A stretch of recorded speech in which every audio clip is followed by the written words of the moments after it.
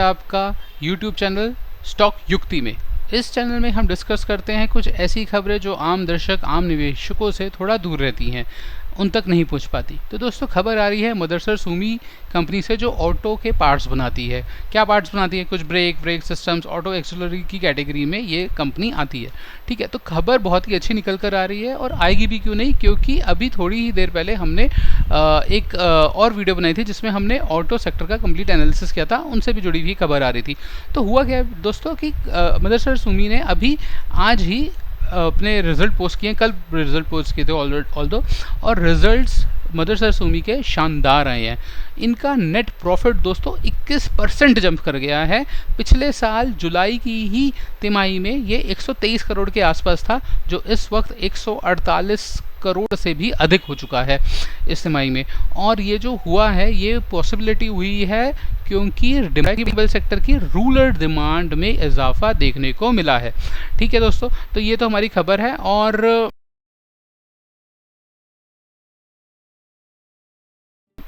इस खबर का इम्पैक्ट क्या होगा अब स्टॉक में, वो ज़रा थोड़ा सा देखते हैं। और दोस्तों, ठीक इसी तरह की खबर अभी हमने इससे पहले की वीडियो में भी बनाई है, जिसमें ऑटो सेक्टर से रिलेटेड, ऑटो इंडस्ट्री से रिलेटेड एक खबर निकल कर आ रही है। फिलहाल हम मदरसर सुमी के फंडामेंटल एनालिसिस को देखते हैं। तो दोस्तों, ये जो कंपनी है, ये ऑटो कंपोनेंट्स को बनाती है, ऑटो एंसिलरीज की कैटेगरी में ये कंपनी आती है। और इसके जो कॉम्पिटिटर्स हैं वो है एंड्यूरा और सोना BLW जैसे बड़े नाम, और यूना मिंडा जैसे बड़े नाम। ठीक है, तो देखते हैं कि क्या कर रही है कंपनी, क्या कैसी है क्या नहीं है। तो दोस्तों, 31,000 करोड़ की कंपनी है, महज 70 रुपये इसका प्राइस है। हालांकि प्राइस देके हम कंपनी को कभी खरीदते नहीं हैं। सबसे बढ़िया बात जो मुझे क्या लगती है, वो लगती है इसकी डिविडेंड यील्ड। 1% की डिविडेंड यील्ड भी कंपनी देती है, और ROE ROC शानदार है। मतलब इतना बढ़िया ROE ROC होता है ना, तो दिल खुश हो जाता है। दूसरी चीज़ होती है क्या, कि कंपनी का EPS ग्रोथ भी ठीक ठाक है। और दोस्तों, बट EPS ग्रोथ, अभी आपको एक बात बताऊँगा, वीडियो में अंत तक बने रहिए। तो देखिए दोस्तों, है क्या यहाँ पर, यहीं पे केस है, कंपनी के पास डेप्ट नहीं है। ये सारी चीज़ें तो बहुत अच्छी लग रही हैं, बहुत बढ़िया लग रही हैं। बट अब ज़रा थोड़ा सा चार्ट पर आते हैं और PE देखते हैं। दोस्तों, अगर हम इसका PE देखते हैं, तो इसका PE जो मीडियन PR है वो 52 के आसपास आ रहा है। ठीक है, और EPS है 1.5 रुपये। मोटा मोटी स्टॉक का जो एक आइडियल प्राइस बनता है, वो बनता है कोई 78 रुपये, 76 रुपये, 77 रुपये के आसपास। 77, 76, 78 रुपये के आसपास जाकर स्टॉक जो है ये हाफने लगेगा। अभी क्या है स्टॉक का प्राइस? 71 रुपये। तो दोस्तों, इसकी जो कॉस्टिंग है वो ऑलरेडी फैक्टर इन हो चुकी है लगभग। थोड़ा बहुत 5-10% के और ऊपर भागने की जगह है, वो जो भागेगा। तो फिलहाल ये हमारी इस स्टॉक के रिगार्डिंग सोच है। हालांकि मैं ये नहीं कह रहा कि स्टॉक ख़राब है, गलत है, ले लीजिए, बेच दीजिए। मैं सिर्फ आपको थोड़ी बहुत फंडामेंटल एनालिसिस के बारे में बता रहा हूँ। ठीक है, तो अब होता क्या है यहाँ पर, आप अगर इसके प्रॉफिट देखिए, प्रॉफिट बढ़ रहे हैं। अगर आप इसका ईयरली प्रॉफिट देखें तो वो भी बढ़ रहा है। ठीक है, CAGR भी बहुत अच्छा आया है। मगर एक चीज़ जो मुझे बेहतर लग रही है, जो बढ़िया लग रही है, वो लग रही है 32, 27 और 24 CWIP। दूसरी चीज़ जो मुझे बहुत अच्छी लगती है इस कंपनी की, वो लगती है एक बहुत स्ट्रॉन्ग रिजर्व्स।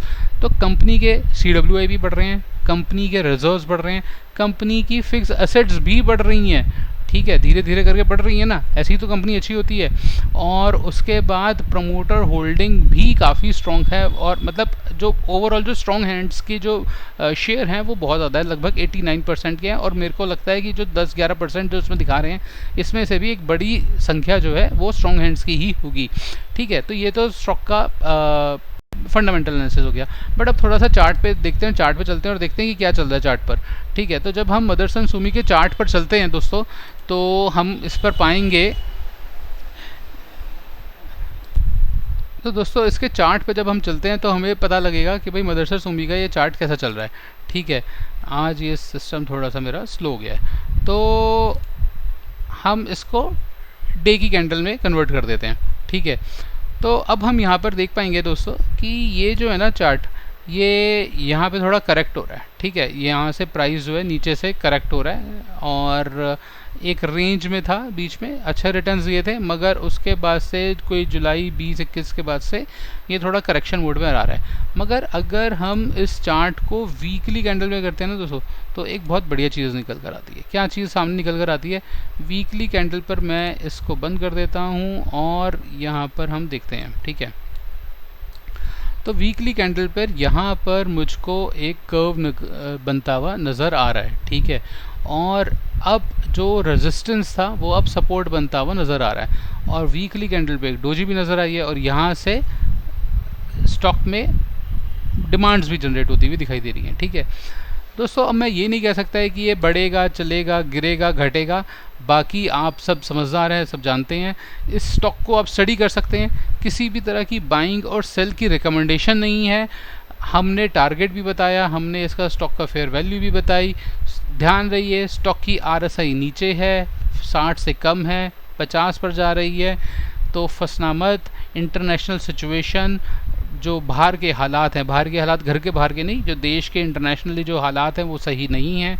अभी स्टॉक में किसी भी तरह की नई निवेश से पहले अपने वित्तीय सलाहकार से ज़रूर परामर्श करें और उनकी राय पर ही स्टॉक में एंट्री कीजिए। तो दोस्तों ये था मेरी तरफ से मदरसा सुमी की खबर और उस पर क्या उसका इफेक्ट लगता है, मेरी समझ के अनुसार मैंने आपको बताया। इसको कृपया करके ख़रीद या फ़रोख्त की कोई कॉल ना समझें। ऐसा नहीं है कि मैं आपको ख़रीदने के लिए कह रहा हूँ या बेचने के लिए कह रहा हूँ। और अगर आप वीडियो को यहाँ तक देख चुके हैं तो हमारे चैनल को सब्सक्राइब कीजिए, इस वीडियो को लाइक कीजिए, अपने दोस्तों के साथ शेयर कीजिए। धन्यवाद दोस्तों।